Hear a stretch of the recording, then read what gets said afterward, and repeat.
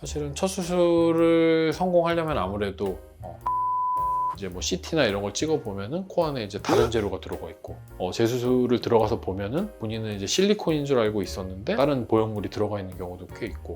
성형은 김진호.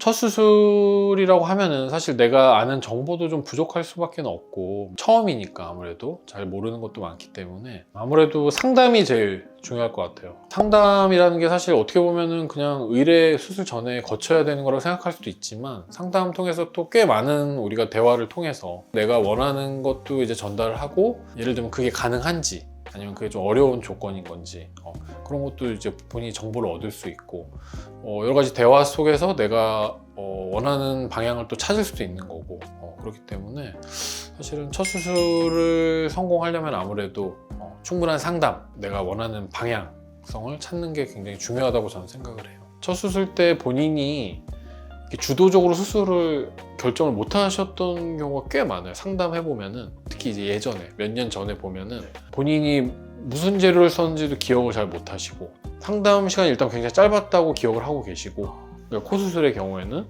어떤 재료를 썼는지도 기억을 못 하시는 경우가 꽤 있어요. 상담해 보면 본인은 이제 뭐 예를 들어서 다른 재료를 썼다고 들었는데 이제 뭐 CT나 이런 걸 찍어 보면은 코 안에 이제 다른 재료가 들어가 있고 본인이 알고 있는 거랑 다른 재료가 들어가 있는 경우도 있고 뭐 아니면 실제로 재수술을 들어가서 보면은 본인은 이제 실리콘인 줄 알고 있었는데 안쪽에 뭐 고어텍스라는 다른 보형물이 들어가 있는 경우도 꽤 있고 그러니까 약간 그런 경우들이 꽤 있거든요. 그런 경우는 좀 안타깝긴 하죠. 이제 내가 생각하는 게 뭔지 내가 추구하는 이상향이 어떤 방향인지 예를 들면은 이제 눈에서는 뭐 쌍꺼풀 라인이 뭐 높이 정도는 우리가 얘기할 수 있잖아요. 코도 라인이 굉장히 많거든요. 쭉 뻗은 직선 라인이라든지 인기가 있는 살짝 곡선이 들어간 직반 라인이라고 부르고 약간 그런 것들을 내가 생각했을 때 나는 이게 좋은 것 같다, 나한테 어울릴 것 같고 그런 거를 좀 명확하게 좀 결정을 하고 생각하시는 게 좋을 것 같아요. 일단은 막연하게 예뻐지고 싶다, 우아해지고 싶다 이런 거보다는 조금 구체적으로 눈, 코라면 그런 식으로 이제 생각을 해볼 수 있을 것 같고요.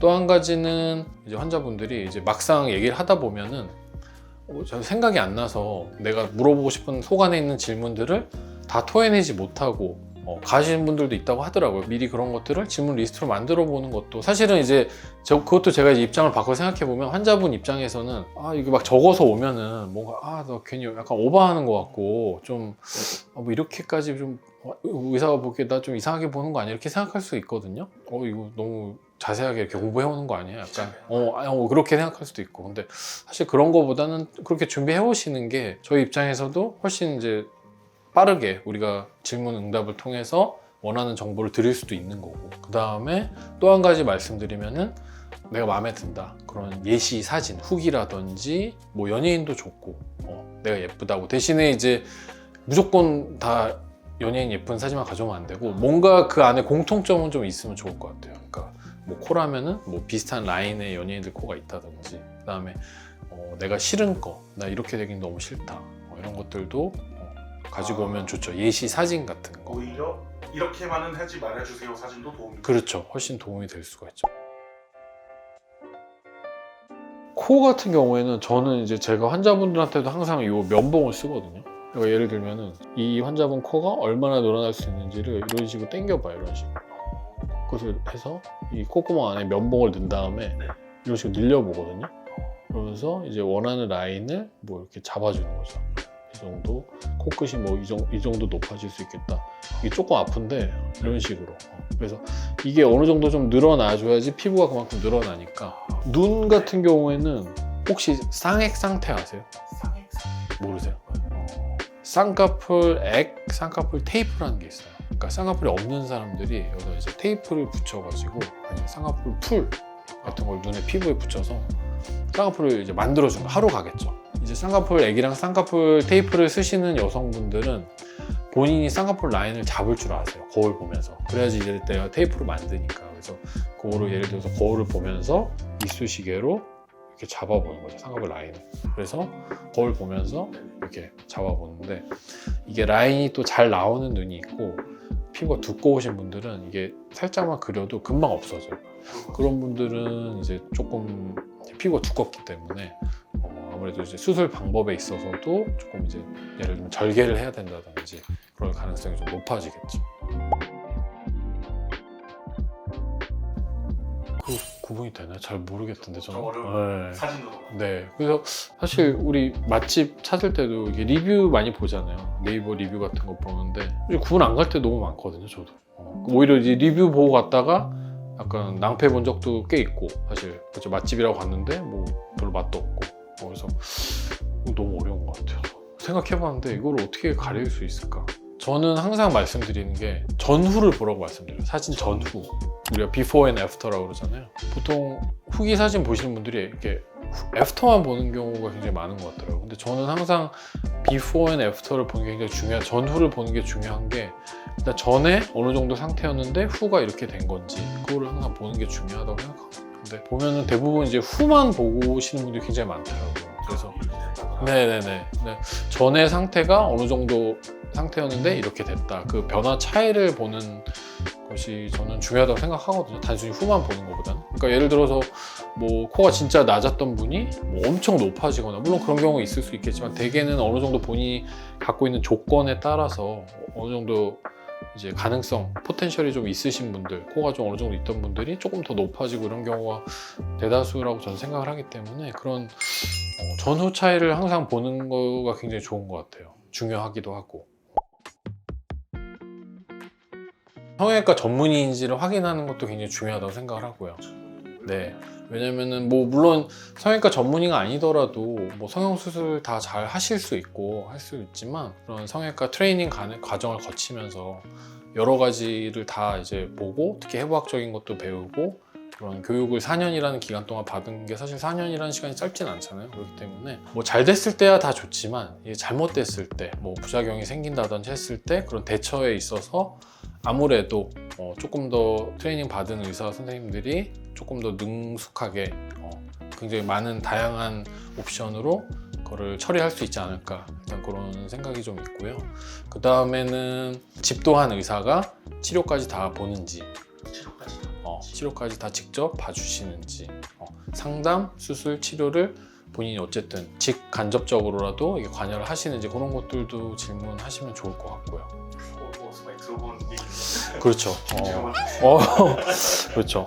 그 다음에 만약에 눈이다, 코다, 뭐 그런 거 상담했을 때 나한테 어울리는 수술법, 나한테 적합한 수술 방법이 뭔지, 그리고 그 수술 방법을 했을 때 생길 수 있는 부작용이 뭔지를 물어보는 것도 저는 굉장히 중요하다고 생각하거든요. 왜냐면 모든 수술이 완벽하면 좋겠지만 항상 부작용의 확률이 1%라도 있기 때문에 그게 발생했을 때 과연 어떤 대처를 해줄 수 있는 건지, 그런 것들도 질문을 해보시면 좋을 것 같아요. 도움이 될 수 있을 것 같고, 질문 리스트는 아니지만 이제 환자분들이 요구하는 거를 너무 다 이제 약간 예스맨처럼 다 된다 하는 것보다는 조금 본인의 얼굴에 조화롭게 맞게 해줄 수 있는 그런 것들도 질문을 같이 하면 좋을 것 같기는 해요. 약간 줄다리기를 한다고 생각해요. 환자랑 저랑 약간 옥신각신하면서, 환자는 자꾸 이제 자기 쪽으로, 환자분들은 이제 얘기를 하면서 끌어올려고 그러고, 저는 이거 안 돼요 이렇게 끌어당기고, 약간 항상 타협점을 좀 찾을 필요가 있고, 물론 이제 완전 불가능한 걸 요구하시면은 그거는 이제 이건 안 된다, 이거를 무조건 안 된다 하는 게 아니라 이러해서 이러하기 때문에 이거는 좀 어렵습니다 이렇게 완곡하게 표현하긴 하지만, 이제 뭐 그거를 꼭 이제 해달라고 하시는 분들도 있긴 하죠. 그럼 좀 사실 난감하기는 하죠. 그런 경우에는 결국에 우리가 그 한계라는 게 다 있잖아요. 사람이 누구나 다 연예인이 될 수는 없기 때문에, 누구나 저는 한계점이 있고 한계점 내에서 이제 본인에게 맞는 거를 하는 게 중요하다고 생각하기 때문에 너무 이렇게 무리한 요구라든지 그런 것들은 사실은 오히려 수술 결과 면에서도 본인이 불만족할 확률이 굉장히 크고,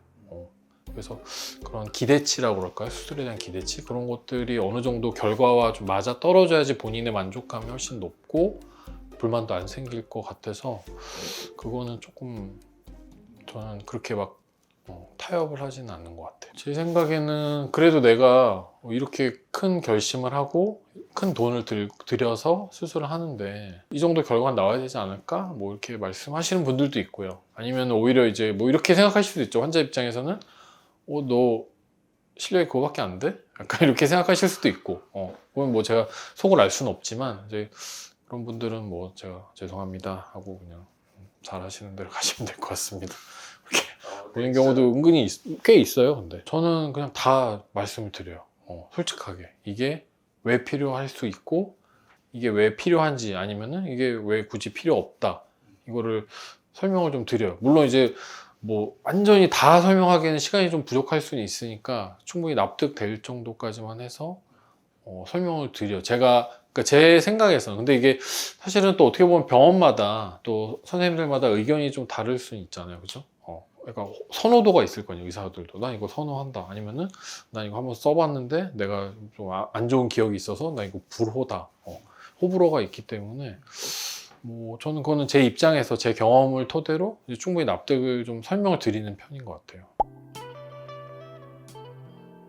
아무래도 이제 회복력 같은 거를 우리가 무시를 못 하니까. 네, 회복력. 아무래도 당연히 뭐 20, 30대 젊었을 때랑 이제 나이가 좀 더 들었을 때랑 회복력의 차이가 있을 수밖에 없잖아요. 또 하나는 나이가 들면은 우리가 뭐 혈압, 당뇨 이런 것도 이제 기저질환도 조금씩 생기고 그러면 이제 먹는 약도 많이 생기고 이제 그런 약들이 수술 과정에서 좀 영향을 주는 경우가 꽤 있거든요. 예를 들면 아스피린 같은 경우는 뭐 아실 수도 있겠지만 이제 출혈을 많이 조장하기 때문에 수술하고 났을 때 이제 피가 많이 난다거나 그런 문제가 생기니까 그래서 아무래도 그런 회복이나 이런 걸 생각했을 때는 젊었을 때 하는 게 좋긴 한 것 같고 피부 상태가 아무래도 젊었을 때가 나이 들었을 때보다 조금 더 탄력도 있고 그런 면에서도 좀 유리할 수는 있겠죠. 근데 뭐 그렇다고 이거를 뭐 내가 필요성을 못 느끼는데 뭐 굳이 뭐 미리 하거나 그럴 필요는 당연히 없고 본인이 필요성을 느끼는 타이밍에 적절한 타이밍에 빨리 하면은 좋기는 하겠죠. 그 시술은 아무래도 이제 수술보다는 뭔가 이제 그 심플한 느낌? 그런 게 있기 때문에 아무래도 조금 접근성이 더 좋은 편인 것 같고 뭐 예를 들어서 이제 제일 많이 하시는 거죠 요즘에 이제 코 수술 하고 싶은데 난 콧대가 너무 낮은데 코 수술 너무 무서워. 그런 경우에는 뭐 많이 하시는 코에 필러 같은 거 넣는 거 그다음에 이제 코끝 같은 경우도 요즘에 뭐 실로 하는 시술도 많이 하긴 하거든요. 근데 사실 그거는 오래 가진 않아요. 실로 하는 거는 이제 한계가 있고 하는데 어쨌든 그렇게 실로 해보는 것도 뭐 의미가 없지는 않거든요. 그런 식으로 하는 경우도 있고요. 예를 들어서 얼굴을 좀 이렇게 당기고 싶은데 이제 그 안면 거상이라고 하는 페이스리프트라고 부르는 수술이 있거든요.